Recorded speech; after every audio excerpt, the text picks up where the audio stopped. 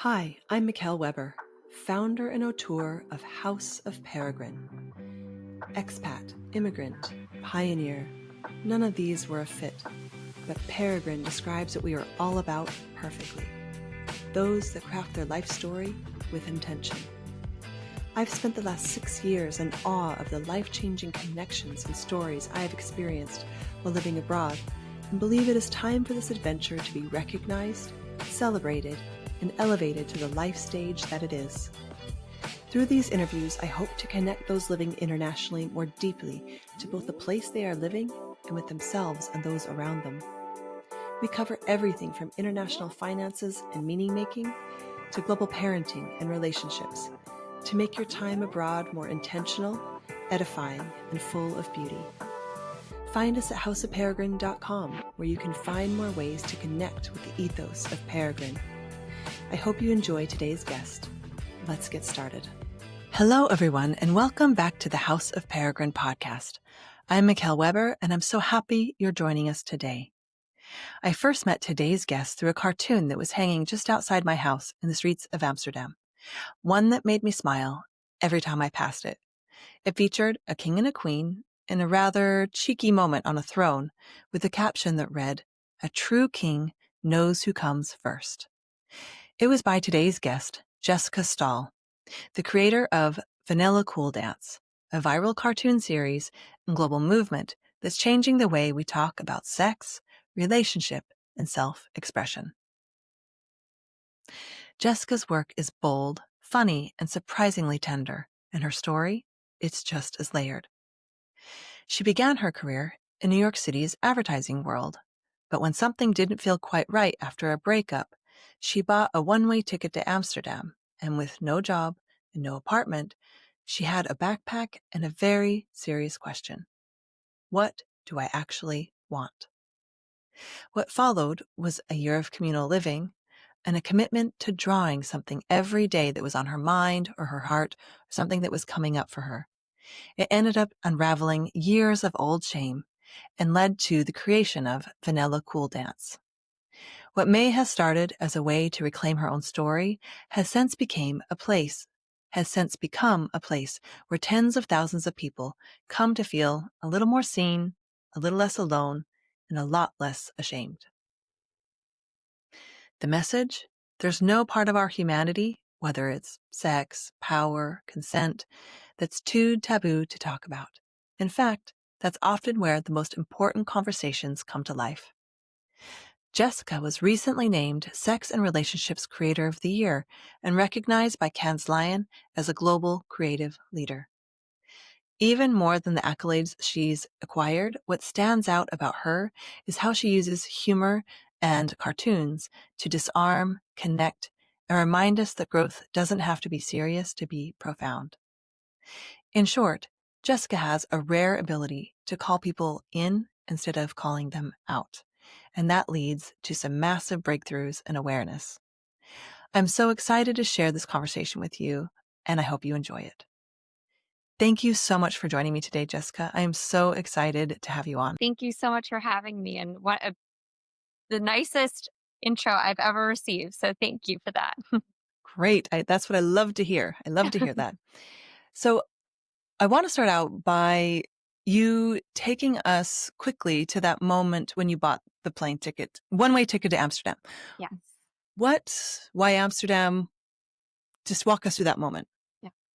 So I had always dreamed of living abroad. And back at the time, I had a boyfriend before the breakup, the one who broke up with me, who wasn't as interested in as I was. So already at that point, I had gone on a solo backpacking adventure throughout Europe. And I think that's what planted the seed of, wow, there's so many different ways to live that aren't the um, way we were living in the US, and maybe ways that I had identified more with. So when he broke up with me, that was really in my mind of, if he hadn't been in the picture or the reason to go back to the States in the first place, where would I have gone to next? And I knew that Amsterdam was international. I knew that it was a creative city with a lot of different agencies. So I thought, let's go there.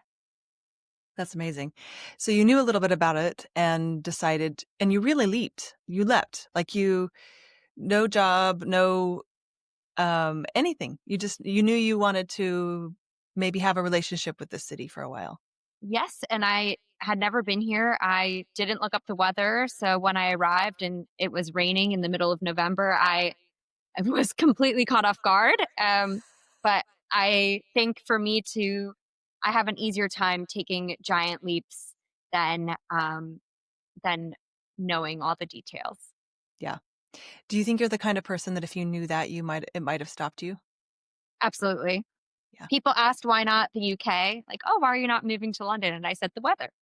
Turns out I moved somewhere where it rains even more. So I can identify with that. I think a lot of people can. When you know, do you describe it as like intuition or just adventure? I always ask people this question because House of Peregrine, Peregrine means one from abroad or an outsider. And usually this comes with this ability to fly or to when something doesn't feel right because peregrines, they live on every continent of the world. And so they can live anywhere. They just go where seems right for a season or a time. And so I feel like people like you, like us, have that. So can you explain it any other way besides it was just time to go? um yeah, I think that sums it up very well. I think it was just gut. Like I struggle a lot with making small life decisions, but the big ones are always very intuitive and always I have the idea and then I have to execute it. And there's no way that I'm going to not try. Yeah, it's amazing.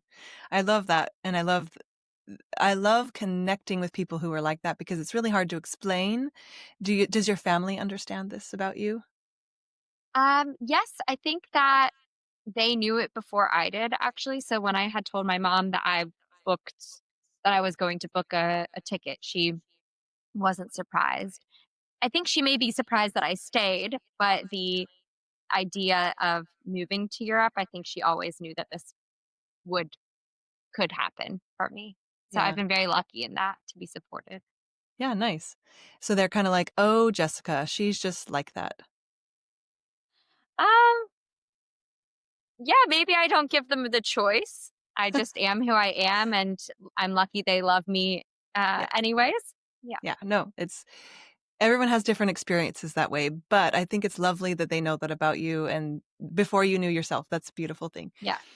Um, so then I want to tell you my reflection. So when I found out that you weren't Dutch, I had a kind of a visceral reaction, like, how brave.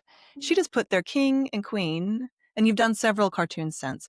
But the first one I saw was near King's Day, and maybe you can walk us through your first one. But my impression was when I found out you weren't Dutch, oh my God, she is so brave to give this level of commentary or use this device in a place that she's not from. So I that's a compliment to you. It's a very Thank brave you. thing. Thank you. Yes. I mean, I love to be on the line of brave to stupid ratio to walk that fine balance. But yes, to make that kind of commentary, political commentary, societal commentary, it was definitely a risk because I'm not Dutch. But because of my interesting onboarding to the Netherlands. So, having lived in that 17-person university house with my Dutch roommates, I have felt very integrated into the Dutch culture, into knowing people that I can pulse check things. So, I had a pretty good indication of the level of how people talk about the king. Of course, this cartoon was to transcend the actual king and to be more about metaphorical kings in general, but Yeah. and also how the Dutch humor is. But it was definitely a risk, and I wasn't sure how society would react. So I Yeah. was scared. Yeah. Well, and tell me how I would love to hear how this evolved. Like tell us the story. There's a whole story before it made it to the streets of Amsterdam on Yeah, King's Day, right? So maybe tell me that story. yeah, As we know, these stories don't unfold linearly until we look back. And so tell me, let's rewind to how from that moment of you putting your first mural on the wall in Amsterdam. Where did yeah. it start for you? Great. Well, similar to booking a one-way ticket to Amsterdam and to having an idea that just lights me up and I have to execute is kind of how this got started. So I had already been learning about the orgasm gap, which is about 30%, and so oh, Tell of us about how. it. Tell us about what Yeah, you learned. sure, Yeah. sure. So the orgasm gap is the difference in how often a woman versus man reliably orgasms with a partner. And it's quite a big difference. And of course, there's so many factors that go into this. There's one that we grew up in a world where female pleasure wasn't centered, where we grew up watching porn that was focused on male pleasure, that was focused on penetration, when in fact, most women can't achieve an orgasm through penetration alone. So we were not set up for success. Not only that, but women don't realize their pleasure is valid. They don't know how to communicate that to a partner. Men grew up watching the same porn we did, so they also think that we're getting off. So there's just all this miscommunication. But the majority of women, or the majority of people with a vulva, need clitoral stimulation to get off. Um, so I had already been wanting to do something with this, and Geraldine Kemper had also come out with the documentary series Tussin Lockins. So it was also quite in the news. And I was walking with a friend, and I remember this distinct memory. It was in the middle of Amsterdam, and we were talking about King's Day, and he or I had said it's crazy, like that on King's Day, so many people probably are going home having sex, and yet the queens are getting screwed. And so that was kind of the original insight. So I thought, okay, how could I take a day that's all about the king and make it about our queens? And how can I help make sure that everyone in the kingdom is coming this King's Day? And so that was kind of how I set out to do it. And I think I had about 4 weeks to put everything Wow. into action. Wow. Um, so I started drawing right away. I had put out like how gosh, somebody connected me to a woman who helped me with the street art, and we went out and did it all ourselves. And I was wearing this like bright pink raincoat because I didn't even think much about it. She's like, you could have come in a little bit more stealth cover. But yeah, it was such an amazing experience, like to be able to create this from scratch and to really kind of develop my own style. So, for instance, we could have done just normal posters, but I really wanted to take over the entire city and also make it feel like art. So, we ended up doing these giant life size cutouts, and I would like to really make them big and make the statement in your face. And the message and the artwork of what it was for the people listening is that it's an illustration of a king going down on a queen sitting on a throne. They look debatably like the king and the queen of the Netherlands, Yeah, with the it's with clear who it is.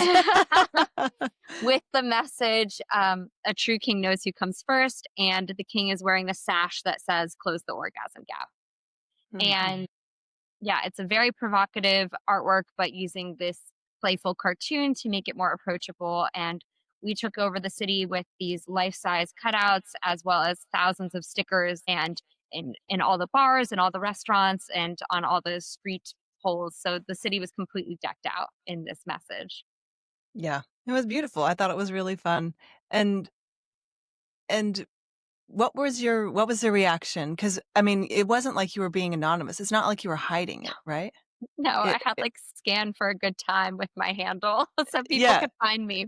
Yeah. yeah. Yeah. And what were the messages you were receiving about this?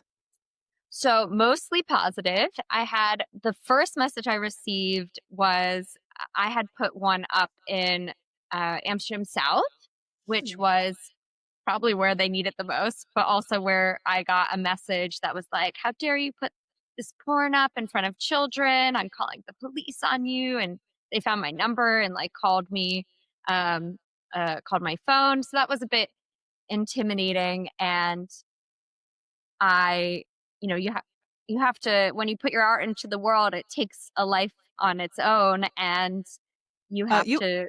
You put your art into the world and your phone number with the QR. Like you did Yeah. not. I didn't put You. my phone number out, but I guess it was on my website. Yeah, Yeah. publicly. There was no hiding. There was no hiding. And I remember because I was still working at Dopper. So I had like gone to work that morning and just sat there quiet, not sure what was going to happen.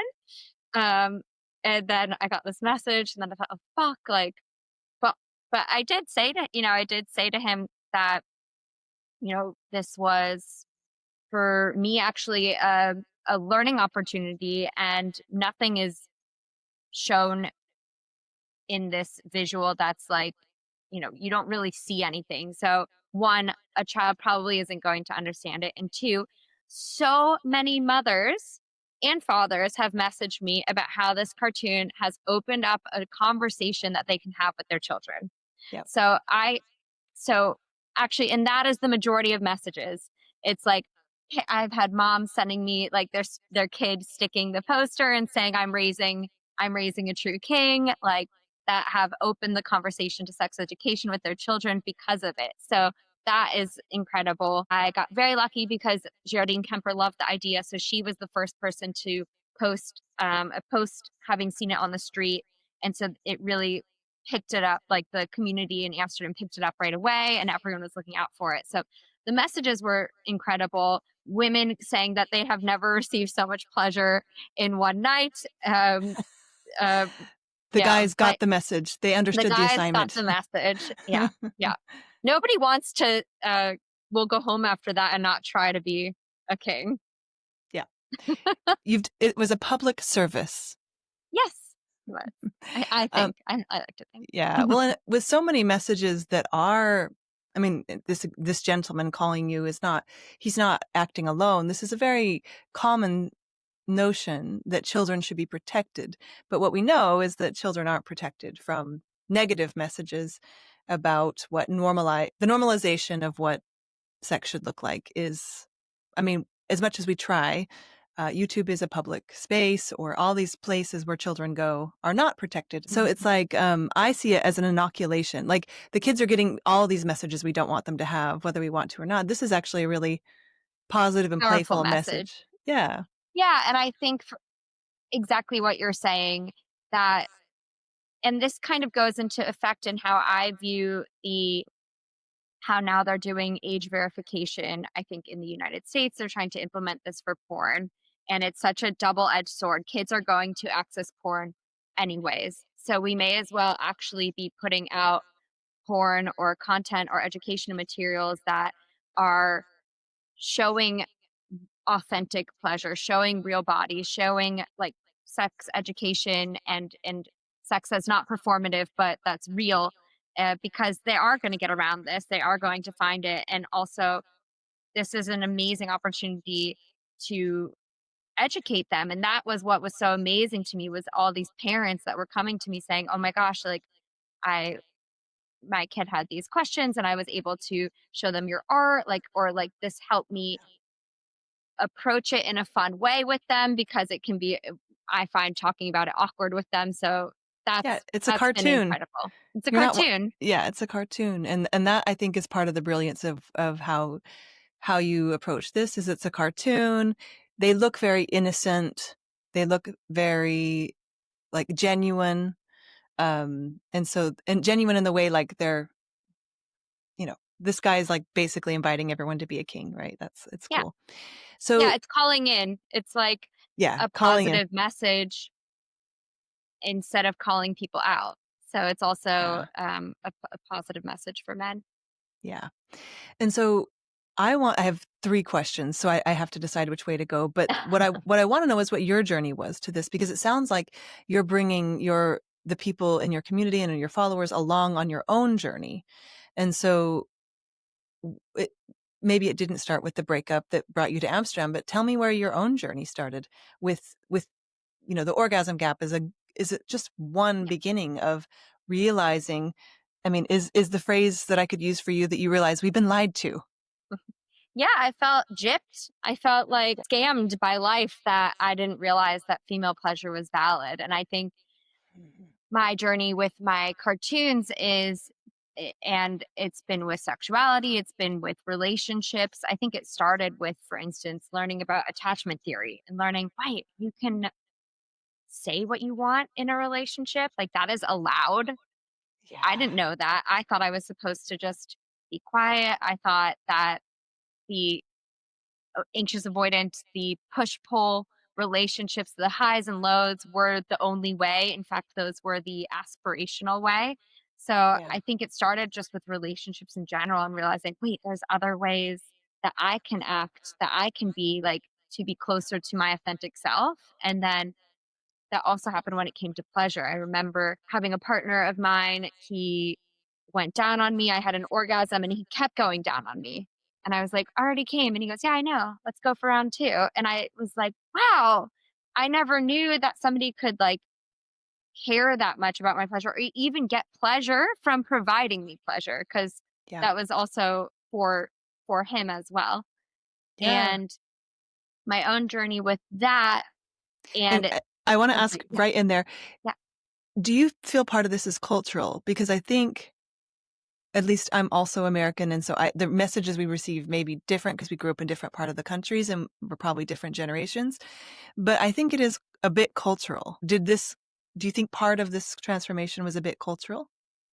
Part of my transformation, you mean moving here? Yeah, so like dating in a different Yeah. culture, because from all accounts, Dutch people are more direct. They would say that, I think. And so is that part of this for you, or did it have? Yeah, I think a lot of the shame around sexuality is 1,000% cultural. I receive messages from people that grew up not knowing that, or like that women should not have desire, that Yeah. they grew up religious, not talking about sexuality in general, that they're still having to unlearn all of this because they have such they viewed sex as good or bad or for children or for not. So I think a lot of this is cultural. I think in my own experience, the guy, for instance, that this was with, he was actually American. Hmm. So, Good. so That's yeah, good. one point for the states. Yeah, good. No, that's good. Yeah, yeah, yeah. But I guess I'm projecting a bit here, but like in the States, when I was growing up, I was always too direct. And I moved here and Mhm. people were like, we cannot understand what you want. And so I always have this like story of I'm not direct enough for the States. I'm too direct for the States. I'm not direct enough for here. And so I'm saying the same thing. I'm the same me, but in two different places, I'm too much and not enough. That makes sense. Yeah, And yeah, and so I imagine in dating or in sex, those things, those themes might come up culturally or whatever. So I just wondered what part of that was. And also I think Amsterdam's a city that can handle this cartoon as well.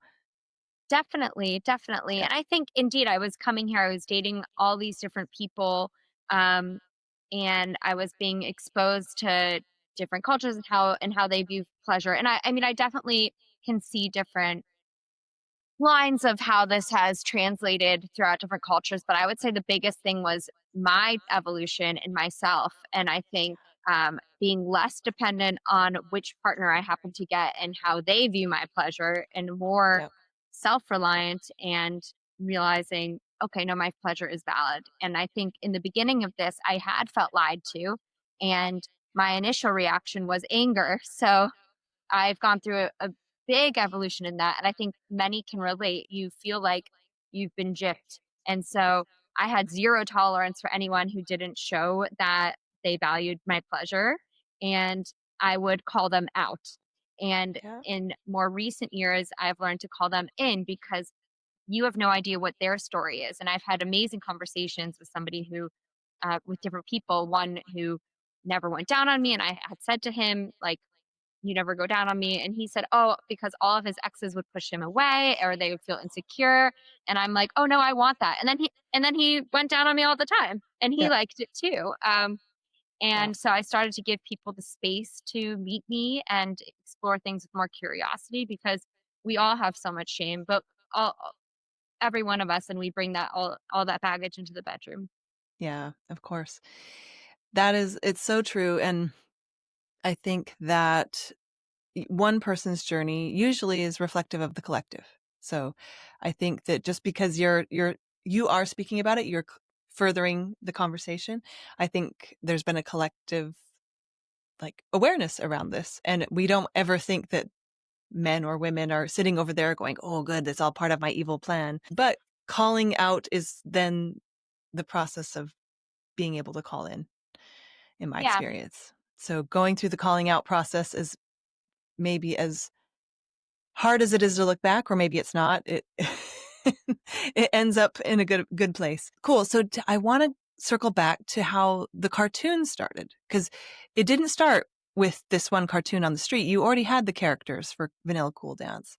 So tell me a little bit about that evolution of the evolution of the art and the characters, or not the characters of the king and queen, but your style. Yeah. So I had been living in this student flat and I was unemployed. I was heartbroken. I was incredibly embarrassed about my life situation. And I realized that instead of being sad about it, maybe I could do something with this to create a more empowered version. So I made the decision that every day for 1 year, I was going to draw about my cringy, embarrassing stories that made me feel insecure, but spin them in a more empowered, fun way. And I did. And every day for a year, I drew about my life, and that's from day one. It was Vanilla Cool Dance, and I used the name Vanilla Cool Dance because it was my first AOL Instant Messenger screen name from the 90s. And I used to be so embarrassed about it back then that when I decided to make an account all about turning my shame and my embarrassment into empowerment and reclaiming this narrative, I brought back the screen name. So Nice. that's how that started. Yeah. You were bringing everything. You were ashamed. All the stuff you hated was coming out. Yeah. I love that. And if you scroll back, it was very self-deprecating, Yeah. very self-deprecating humor, but that's what I needed at the time too. Yeah. It reminds me a little bit of Carolyn Elliott is her name, her existential kink. I don't know if you're familiar Ooh, with her no, work. I'll have She's to a see it. she's a mentor of mine, but she's a great one. You'll enjoy it, but it reminds me of what we bring our shadows out and play with them. And now you've created something really, really special. And so were you drawing before? Is that something that you have always done? No, I was a art director and interested in graphic design. So I've always been a creative, but I never thought I could draw.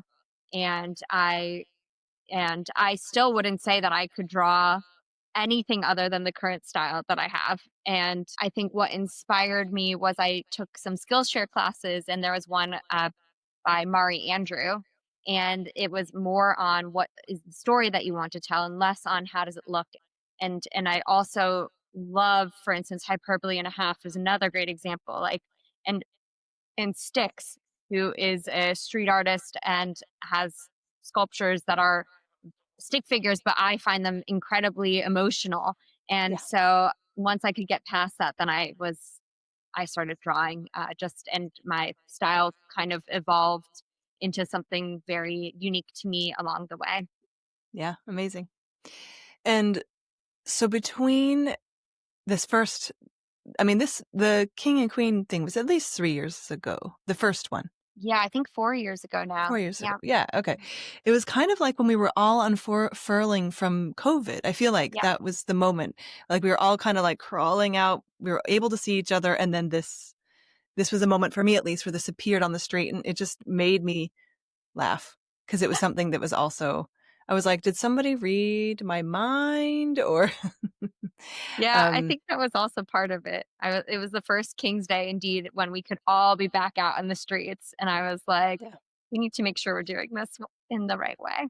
Yeah, and it felt like a moment where we could rewrite stories, right? We'd all had some time inside.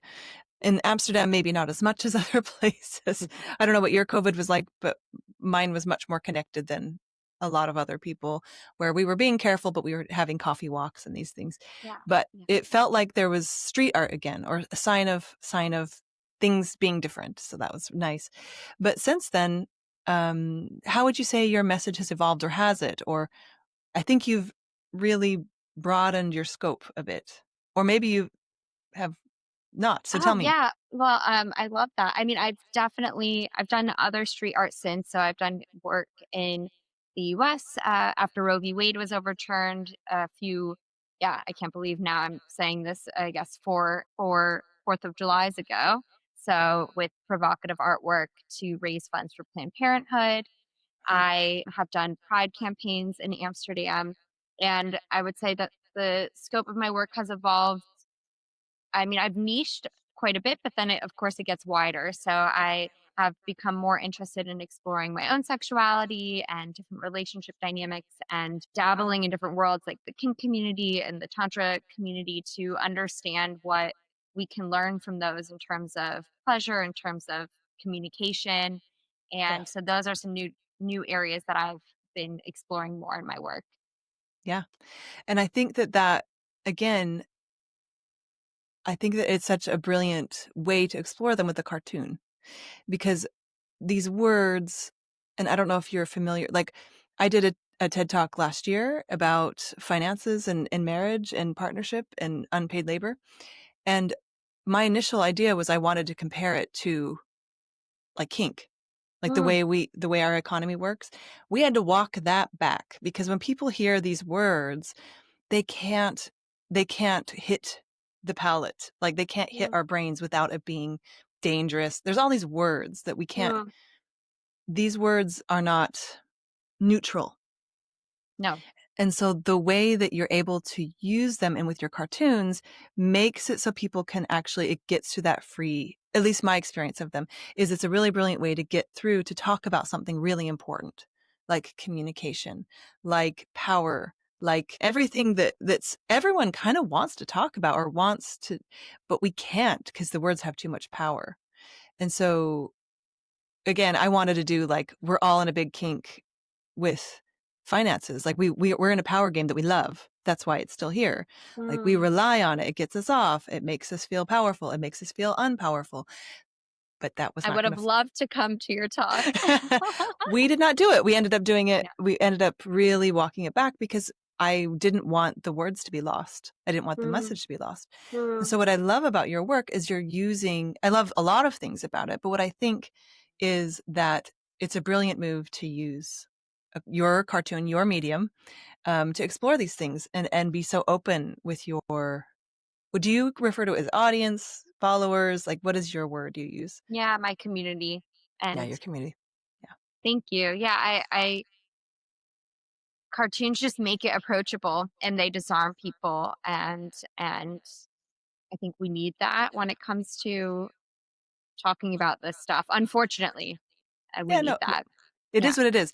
Yeah. But do you find that you're braver or because you're incredibly brave we feel like we know what's going on with you a little bit, right? We don't.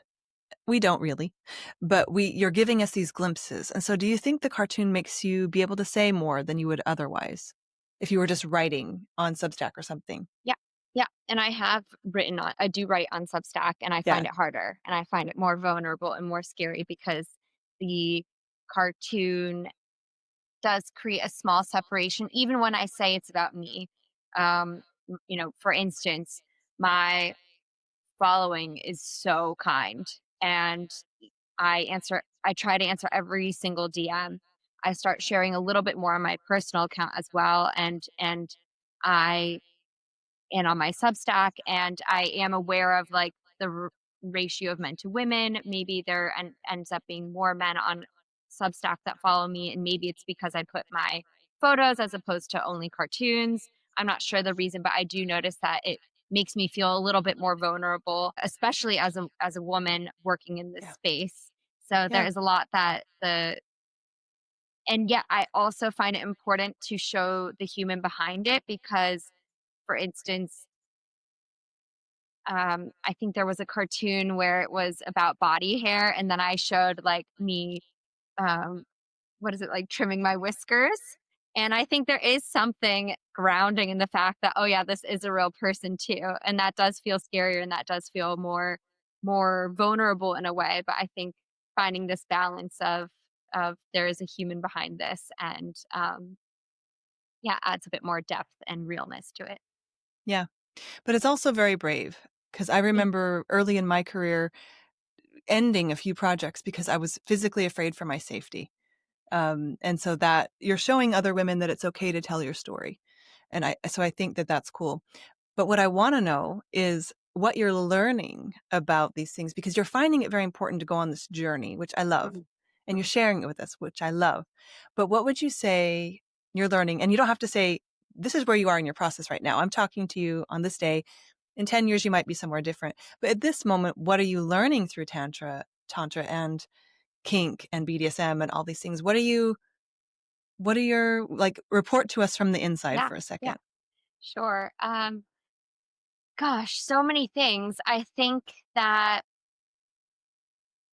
when you go to these more niche spaces, there's a level of awareness around communication, consent, boundaries, feeling for yourself, like your own boundaries that we, I guess, in the mainstream don't discuss. So when we talk about consent, people think, oh my God, Me Too movement. And okay, yes, she said yes. Versus to me, when I enter these more niche spaces, we really unpack what does consent look like, at what and how sexy it can be.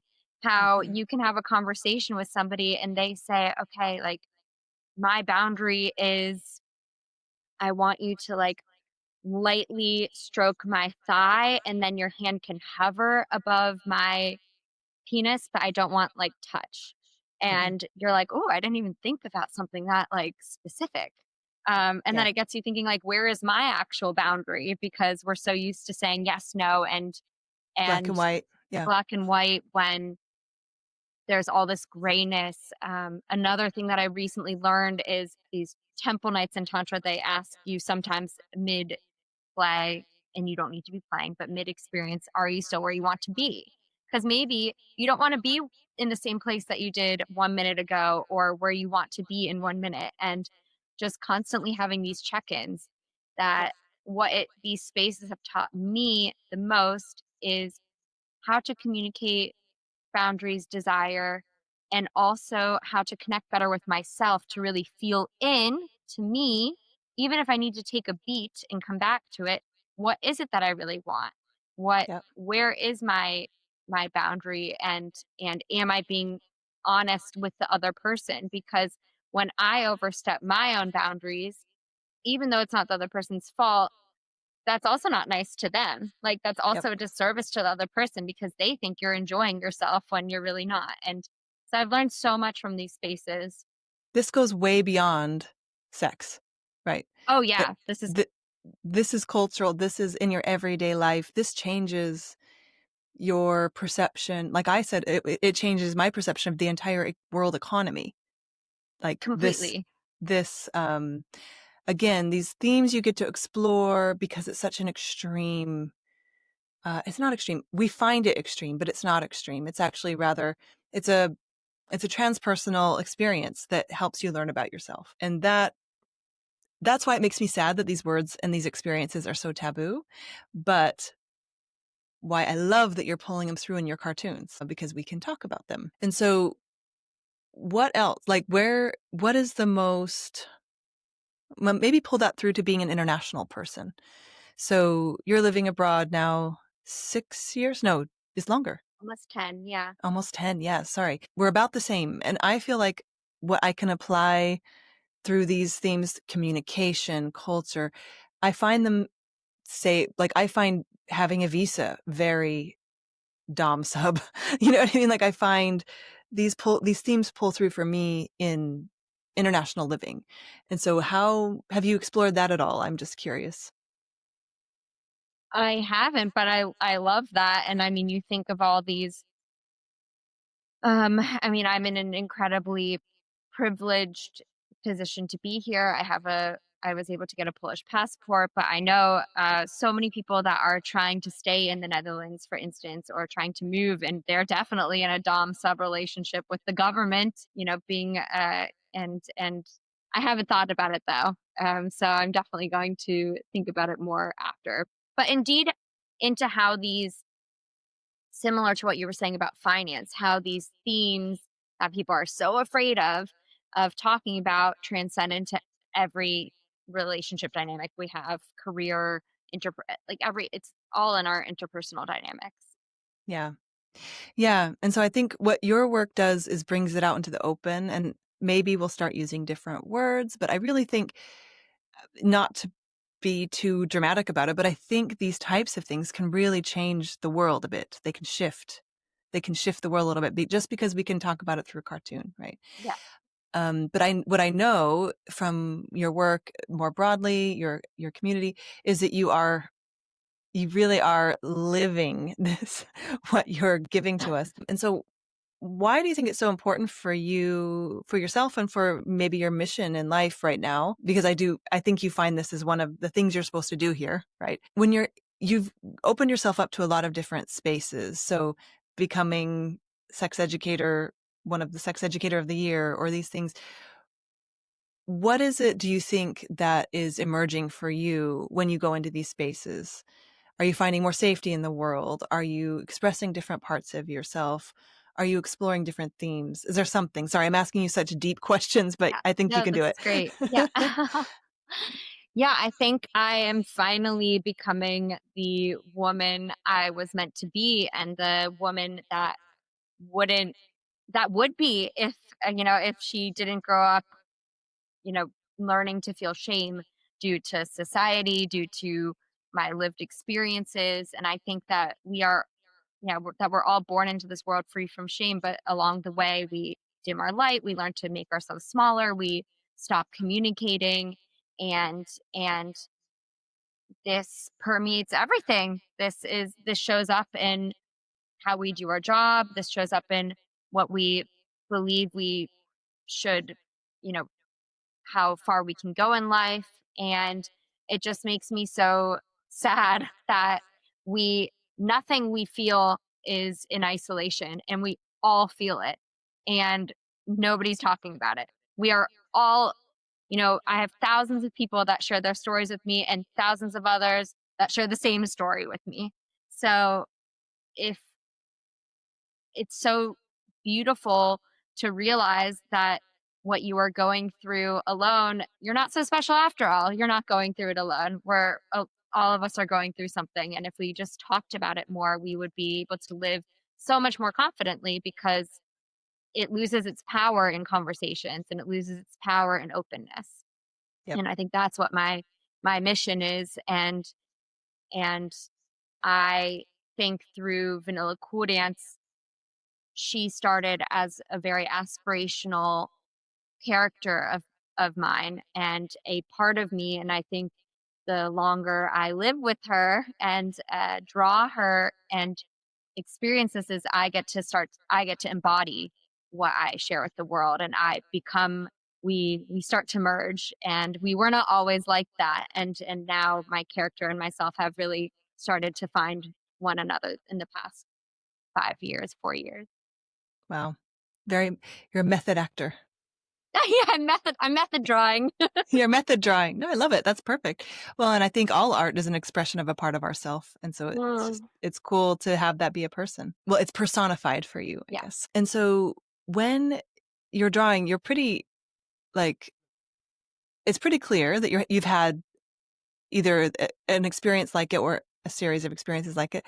Has anyone you're dating ever approached you and been like, "Hey, too close"? Like, not sure what you're drawing here. Like, not Yeah, sure I'm into yeah, this. yeah. Have they been like, Yeah. "Hey, you can't draw that," or have they Yeah. been like, "That looks too much like me," or has there ever been an experience like that? Not like that.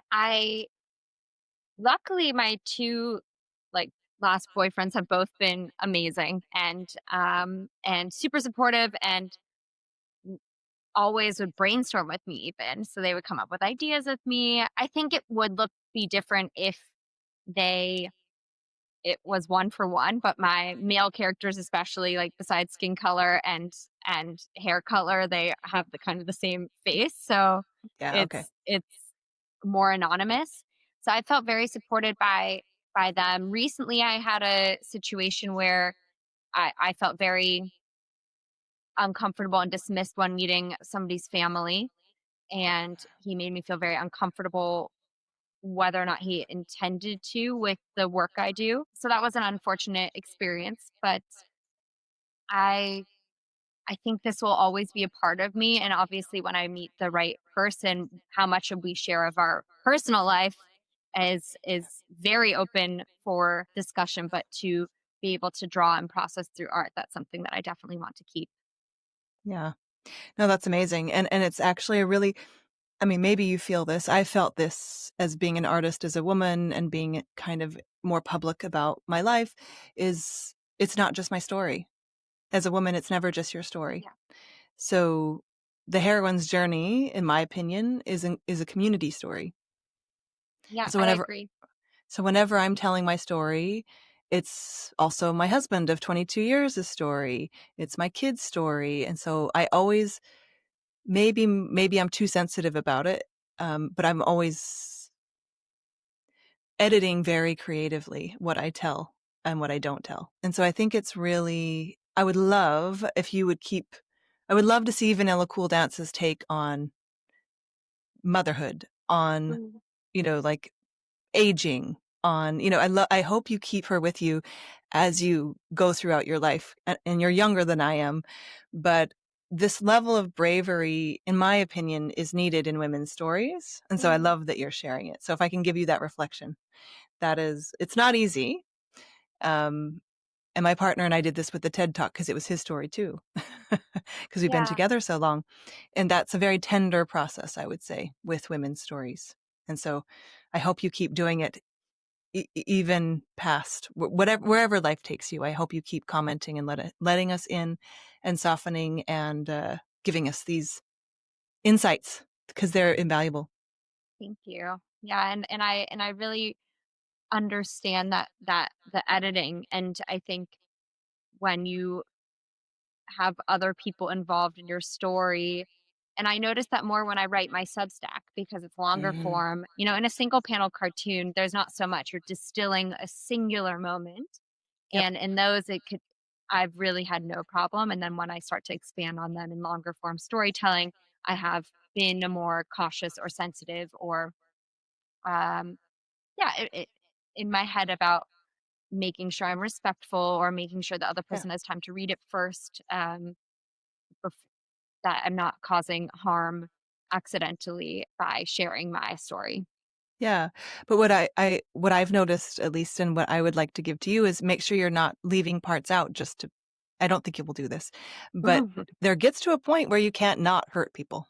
Yeah, that is true. That is true. I have a few stories that I have in the bank probably because I'm waiting to one of the greatest lessons I learned is to write from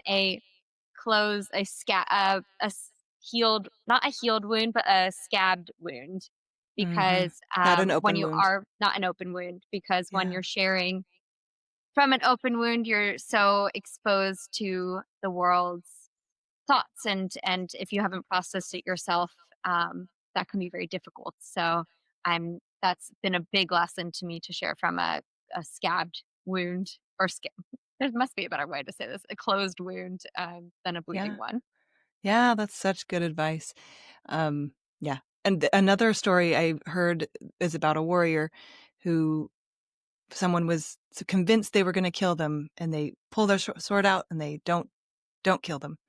And then they come back the next time. This person is convinced they won't kill them because they didn't last time, but then they pull out their sword and kill them. And they said, "What was the difference? Why didn't you kill them the first time?" He said, "The first time I was angry."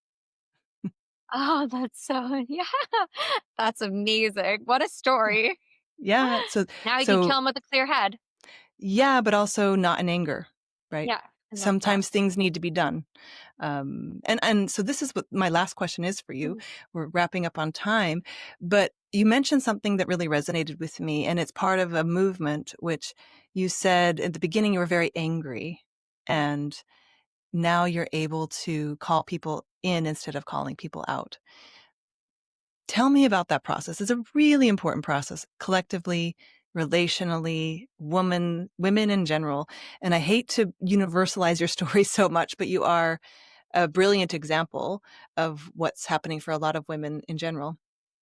tell me about that process. Like, what have you learned more Yeah. broadly? Yeah. And I mean, I think you see this with every aspect of society and with new movements that Yeah. come up, and how it creates polarization. And I mean, com- I'm I have very strong values and very strong principles. So it's not on me swaying within those values or principles, but it's, the pendulum swings in one direction. And I realized that my anger wasn't helping me connect with what I really wanted. So ultimately, I would like a partner. Ultimately, I want to have amazing sex. I don't want to just show up with anger and assumption, and the person sitting in front of me is not the world. They're not the everything I had experienced up until that point. And they had their own upbringing and their own lived experiences. And I think it's really scary what is happening in the world. It's really scary with the rabbit holes of content that you can get served on Instagram and these echo chambers. And the more that we can bridge curiosity in our interpersonal lives and realize, like, okay, ultimately we want a win-win here. Ultimately, like, hopefully your partner wants to be a good partner. Hopefully the person you're dating wants to show up for you and approach things from a place from compassion and curiosity while still holding your boundaries and still holding your standards. And I think we will get closer to, where we want to be, and collectively start to heal. Yeah. What I want to ask in that process is, do you think there's a way of doing this without that alchemizing first that anger? No, but I think that you can. I think anger is a natural, or disappointment is a natural reaction when you realize that you could have had it differently, and when Mhm. you realize that life could have been different. I think how quickly you cycle through that anger, or how you handle that anger, or how you react to that anger, or channel it is more in your control. And Yeah. I mean, I can still be angry for sure, Yeah. and I was part of it. For years Yeah. I would draw cartoons that were very anti-men, very calling men out, and they were funny, and men followed me too because they also laughed at them because I made it in cartoon form. Um, and every once in a while, I'll still do it too because it's Yeah. also okay. Yeah. But I realized I was part of this. If a female follower that was following me and soaking up all this content, that they're gonna leave feeling, um, I don't know, better than the men that are out there, which is not what I want to feed. I don't want to feed that anymore. Yeah. Yeah. So it's a life lesson to know how to channel anger and how to recognize it. And so I think it's an important lesson, honestly, and that's one that I think you're also teaching us. And alchemizing. So if artists like you can alchemize in a group way this anger, collectively we can move to a, I don't want to say a more productive, because this kind of anger, this is Yeah, just my I opinion think it is. Yeah, from we my need own it process. too. Yeah. But learning how to use it well is something that, at least for myself, um, has been a lesson for me. So I just wanted to Mm, hear what your yeah, experience has been with yeah. it. So Thank it's you. really a pleasure to see, for me at least, other women going through this process and Yeah, getting to this place where they take their place as creators, and not going through all the stages of warrior, like tearing it down, building it back up. yes, Um, yeah, and yeah. things And I we, think yeah, anger isn't a bad emotion, no, and if we're all just like passive, and like, that's also not enough fire to create change either. So we need yeah, both. I love what you yeah, said. good. Well, I have asked you so many hard questions. Thank you for hanging with me. And thank you for the work you're doing. I would love to see, I want to see your work on being an expat, like, and being an international person. Just if my plug is to have an Noted. annoying expat cartoon at some point, or annoying tourists. No, but the themes you're exploring are super interesting. I love the work you're doing in the world, and I can't wait to bring it to our listeners and also, watch you keep creating in the world. Thank you. Well, it was such a joy talking to you, and I loved your questions and this conversation. So thank you Yeah, for good. having me. Good. Thanks for coming on. And thank you so much for listening to today's episode of the House of Peregrine podcast. Please like and subscribe, and please leave a comment. I read every single one, and we love hearing your input. See you next time. Okay, that's it for today. I hope you've enjoyed our show. For the latest insights on living internationally, join us at houseofperegrine.com to find out how you can connect with our community. Let's craft our life story with intention together.